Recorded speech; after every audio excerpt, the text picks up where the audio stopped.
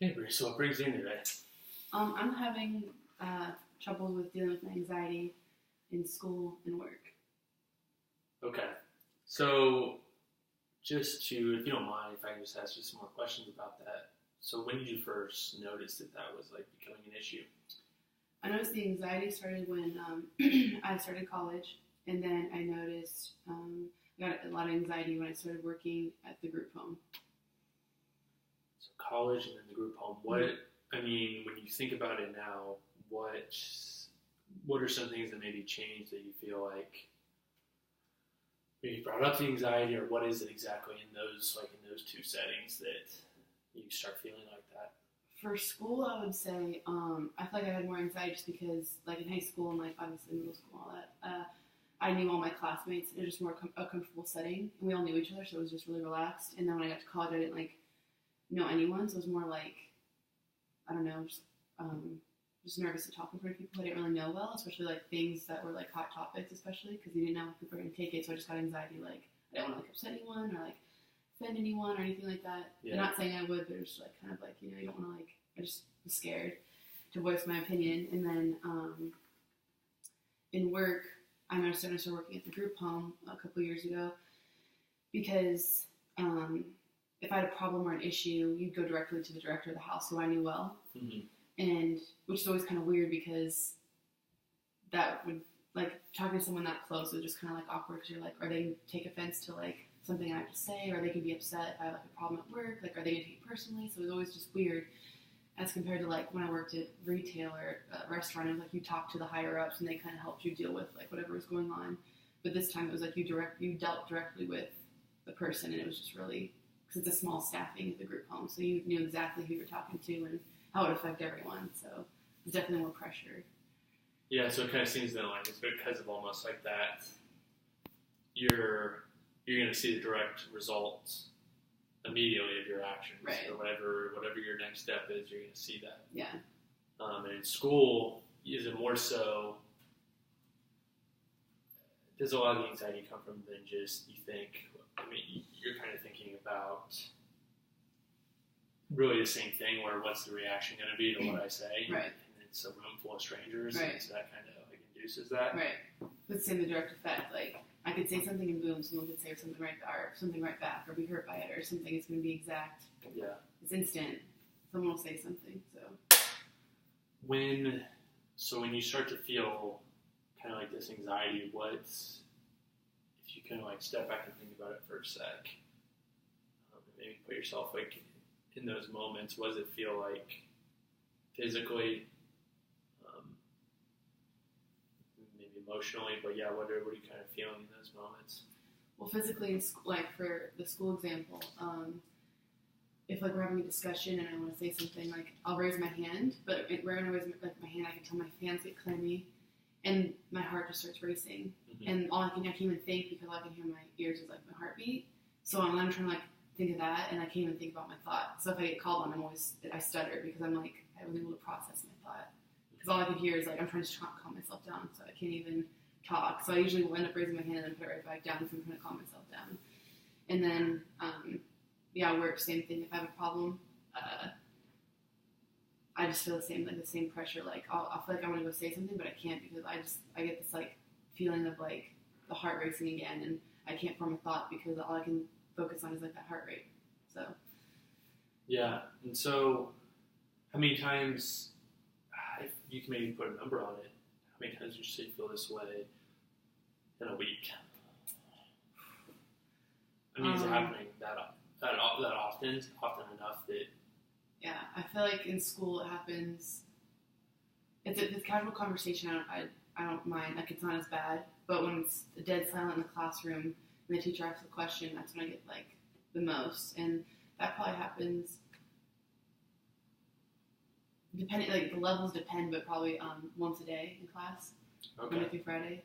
And then for work, I would say not often, but if there's a problem that we're having at work, is when I get the feeling, just because it's something that has to be addressed, the problem, which could be, once a week or every other week, but, it's frequent enough to where the job I have is to where you have to kind of say what's going on at work.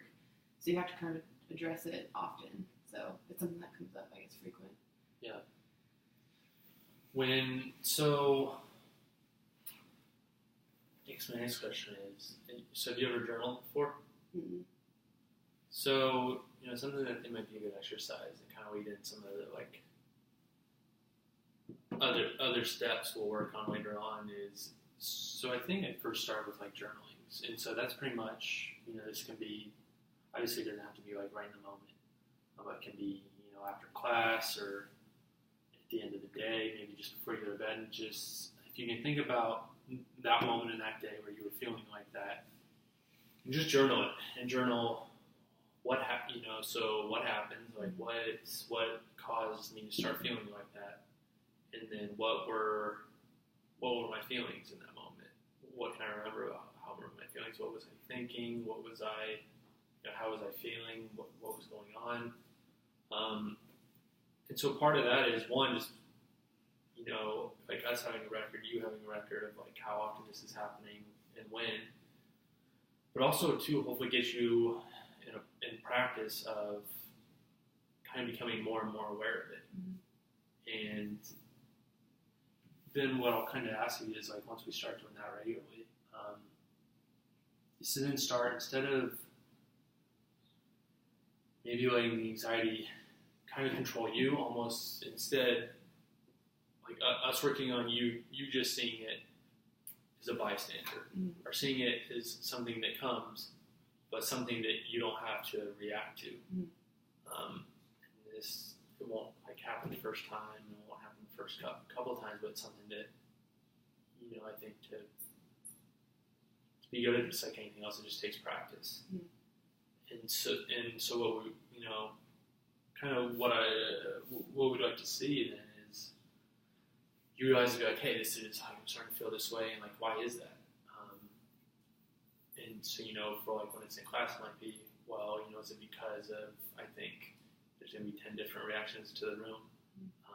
Some I might not see, some I might see immediately after I say it. Is it because I think the person I'm talking to is going to react a certain way? Mm-hmm. Instead, just getting more and more of kind of this present awareness of like I'm just going to say like what I need to say.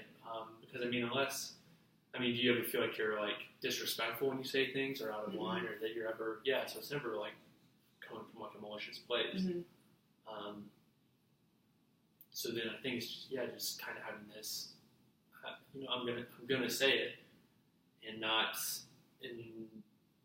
just kind of realize the anxiety is here, but that's okay. And like once you have more of awareness of it and more of not letting it kind of have this control and just kind of seeing it from this side view of then being like, it's all right, and then not having those same emotions, not having like the physical feeling, not having the like elevated heart rate. And so that'll kind of be the goal. But so, where I really think would be a good start is with the journaling. Let's just get you more present of it day to day, and then start focusing on okay, how now what are the next steps? Now how do we actually in that moment realize it, take a step back, deep breath, and just be like, okay, I'm feeling this way, and like that's okay.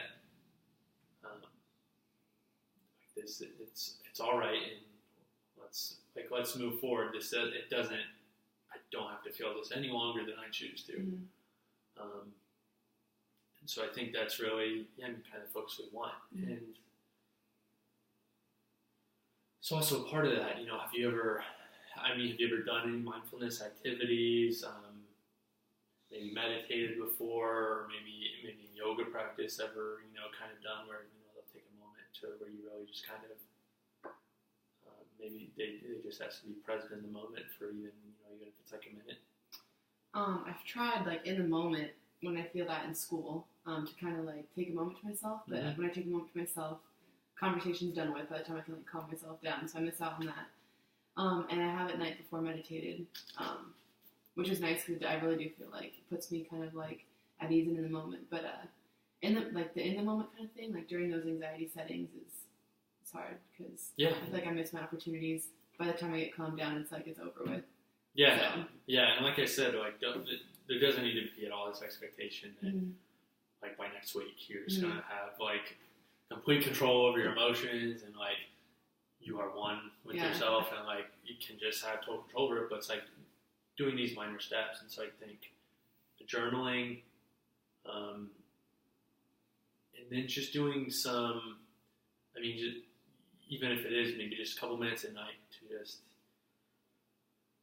sit back, you know, maybe, you know, in a comfortable position, and just kind of take, even if it's just a couple minutes at night too, to really just start practicing it that way, of just, you know, noticing your breath, the pace, the inhale, the exhale.